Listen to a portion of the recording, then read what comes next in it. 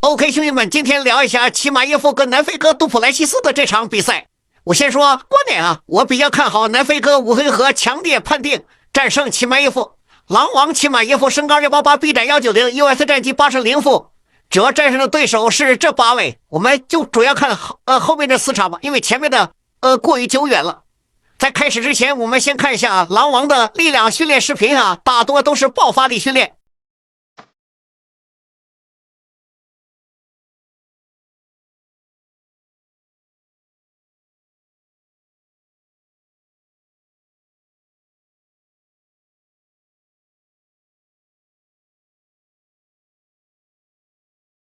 狼王跟伯恩斯这场比赛，其实狼王完全有能力摔倒伯恩斯，但是伯恩斯的柔术水平确实比较高，令狼王比较忌惮，所以打的比较艰难。但是乌龟跟五星就没有这么幸运了。我们看到他俩，我们看一下狼王顶级的下潜距离、下潜角度及下潜速度，腿都撤到这儿了都能拿到。这个乌龟还是比较聪明的，前倾破解的狼王的攻势，但多少沾点犯规。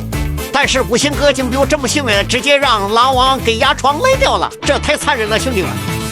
然后我们再介绍下现重量级世界冠军南非大犀牛，身高184，臂展193，UFC 战绩9胜0负，含金量比齐马耶夫高不少。咱也主要看后4场比赛吧，兄弟们。南非大犀牛技术是真的糙，力量是真的大，兄弟们。咱好在粗能有戏哈，战力确实不错，腿法跟拳法都不错，还有一手不错的犀牛冲撞，非常具有威慑力。我们再来看看大犀牛的摔跤，他的摔法，这一下子简直就是蛮力，纯粹的力量，绝对的力量。还有这个反制后的半摔，看着确实挺粗糙的，但确实是有劲儿，看着就力量感十足。还有这个简直就是跟铁血摔米尤奇的摔法一样，重量级小铁血与霸主的2分战更不用说了，就是单方面的虐杀。我们再看一下南非大犀牛对阵5个柔术黑带的柔术实战水平，这是一个完美的断头台，单臂断头台，兄弟们，这就是纯粹的力量。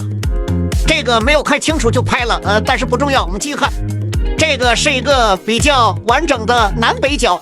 相符，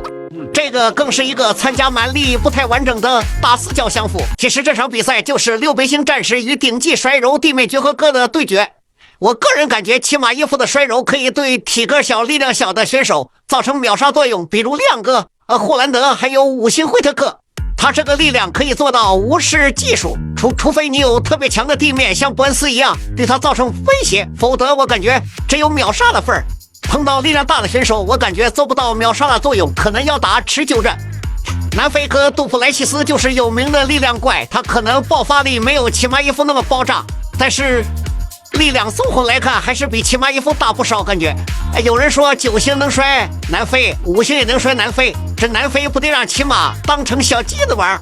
我感觉这能一样吗？黑龙可以摔赔了，怪鸟也可以摔赔了，安卡摔不了赔了，那说明黑龙跟怪鸟摔跤比安卡强吗？这不闹玩吗？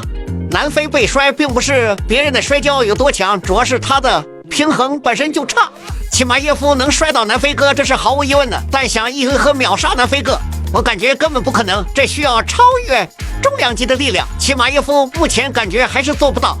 我感觉齐马耶夫的优势主要是胜在爆发，南非哥的优势还是在于他的体力，还有他的比较均衡，他的地面威胁对齐马耶夫的威胁还是挺大的，所以我感觉这会打了个持久战吧，南非点数获胜，或者南非终结齐马耶夫。